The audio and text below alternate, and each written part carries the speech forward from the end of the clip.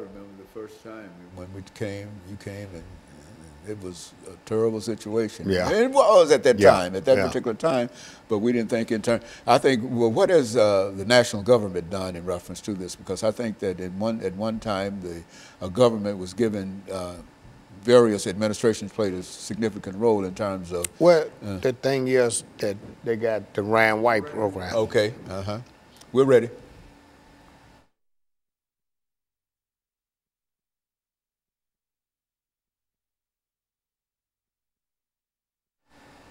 Thank you and welcome back to the second segment of the show for today. We're talking to Mr. Ron Crowder, and he's given us some information in reference to the status of HIV and AIDS in Nashville. And Mr. Crowder, I would imagine when we talk about the status of HIV and AIDS in Nashville, we can generally say the same thing in reference to that if this is current in Nashville, that this is probably the same situation everywhere. That's why we wanted to approach it from that perspective. Well, Nashville is a little unique in that, number one, we're in the South. Right now, it's approximately 21,000 people living with HIV in the city. About 200 people get infected each year.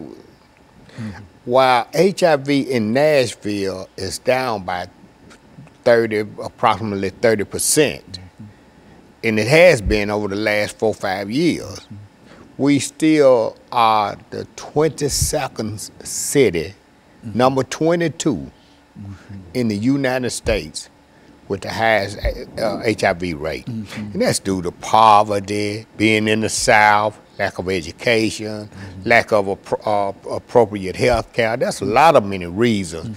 Drug use. And drug use is a good segue for what I need to say now. Right now, although needle exchange is not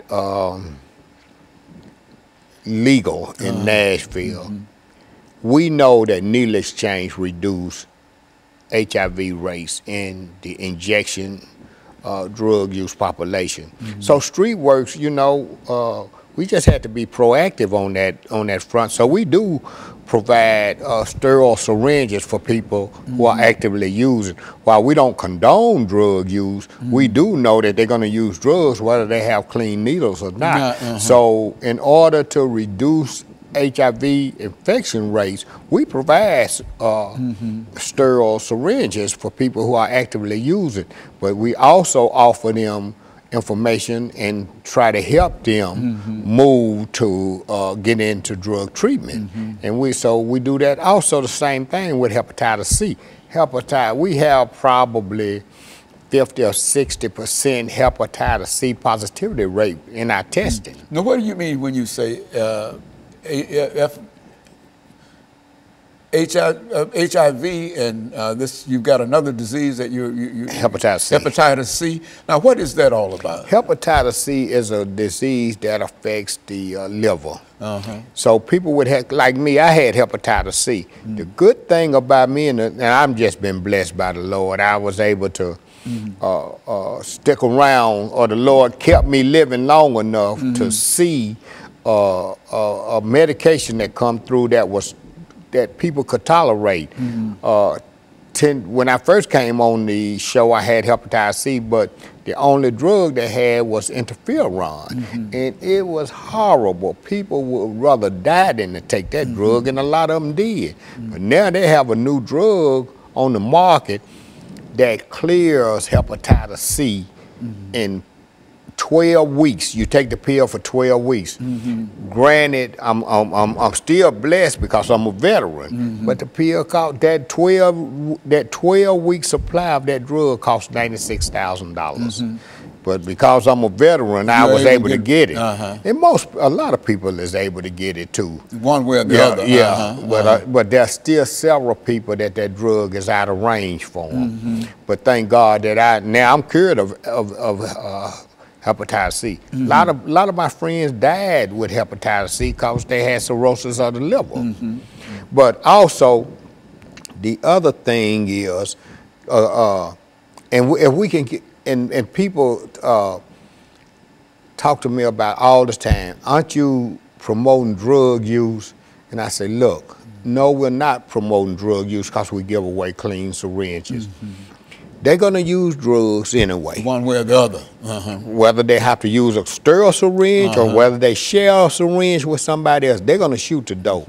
And my job is to keep them healthy long enough that I can get them the help that they need through drug treatment. And so that's why we do needle exchange. The other thing, and I was going to say, yeah, Nashville is the 22nd, number 22 in the country for HIV infection. We have approximately, I said, 21,000 people. The other thing was the reason we can see the end of AIDS is because they have a new intervention called PrEP, P-R-E-P, and that's pre-exposure prophylaxis.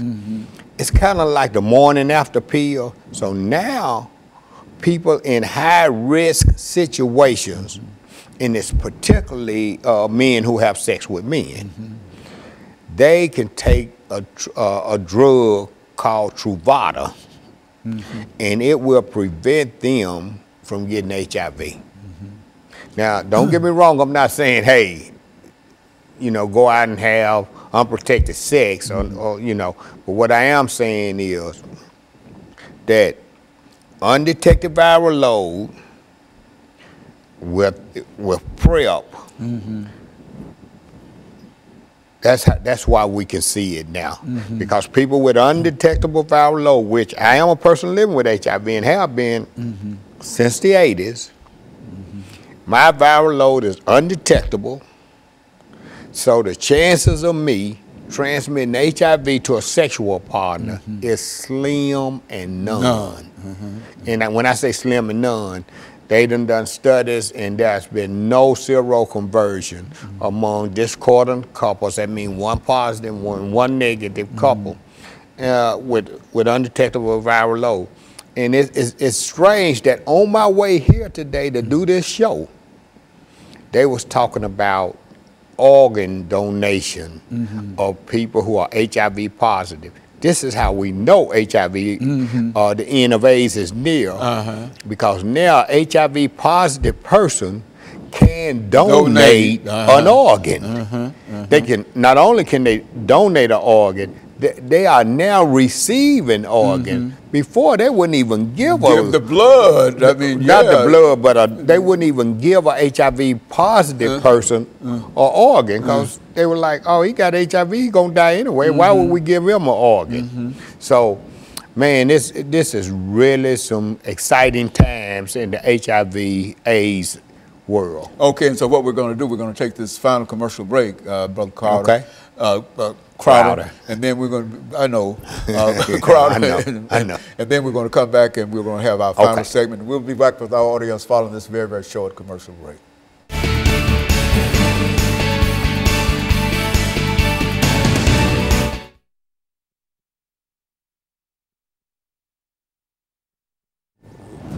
All of the conversations that we had with it, you used to be moaning and groaning in reference to it, and telling people this and whatever and et cetera. And then you come in and announce today that we're moving toward within the next few years. And, I thought it was an eternal kind of thing. Yeah. It was. It was then. It was. At that time, sure was. The only hope was to try to live as long as we could. That's right. But now, Well,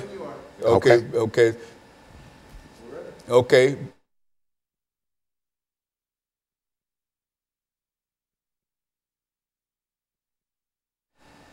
Thank you. Welcome back to the final segment of the show for today.